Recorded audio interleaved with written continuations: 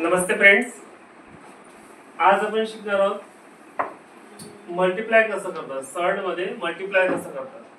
Class 9 च्या practice set 2.4 आहे हा. त्याच्यामधला पहिला प्रश्न आहे की मल्टिप्लाय कसं करायचं. इरॅशनल नंबर सॉल्डचं मल्टिप्लाय कसं करायचं. पहिला प्रश्न दिला आपल्याला √3 ब्रॅकेट मध्ये √7 -√3.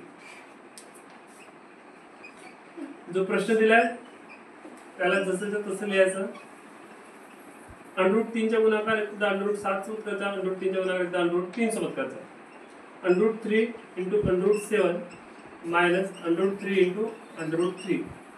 ते √3 मध्ये आहेत, हे √7 मध्ये, त्याचं मल्टिप्लिकेशन होईल √21 आणि हे रूट आहेत म्हणून हे काय होईल 3.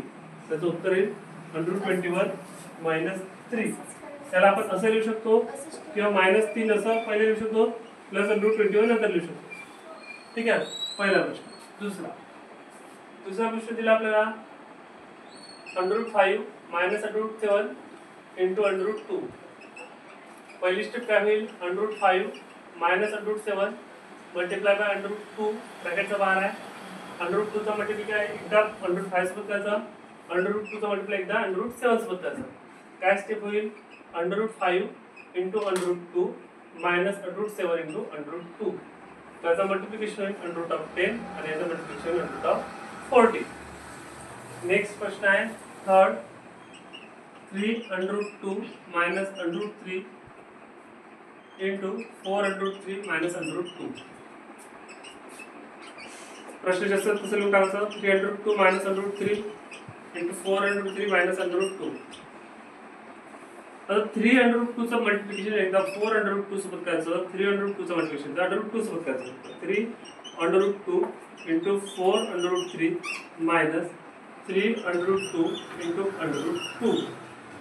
आता या √3 चा गुणाकार एकदा 4 √3 सोबत करायचं. काय होईल, -√3 × 4 √3. नंतर या √3 चं मल्टिप्लिकेशन √2 सोबत करायचं, तर मायनस इंटू मायनस होईल प्लस √3 × √2. आता 3 √2 बाहेर आहे आणि 4 √2 बाहेर आहे. या दोघांमध्ये मल्टिप्लिकेशन आहे, तर 3 4 12. √2 × √3 √6. नंतर -3. हे 2 √2 मिळून काय होतील, 2 होतील.